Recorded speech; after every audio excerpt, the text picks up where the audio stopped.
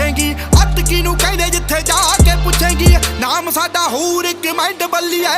ਨਾਮ ਸਾਡਾ ਹੂਰ ਇੱਕ ਮਾਈਂਡ ਹੋ ਜਿਵੇਂ ਜਿਵੇਂ ਤੁਰਾ ਲੋਕ ਫੋਲੋ ਕਰਦੇ ਗੱਭਰੂ ਨੂੰ ਕਹਿੰਦੇ ਆ ਟ੍ਰੈਂਡ ਬੱਲੀਏ ਜਿਵੇਂ ਜਿਵੇਂ ਤੁਰਾ ਲੋਕ ਫੋਲੋ ਕਰਦੇ ਗੱਭਰੂ ਨੂੰ ਕਹਿੰਦੇ ਆ ਟ੍ਰੈਂਡ ਬੱਲੀਏ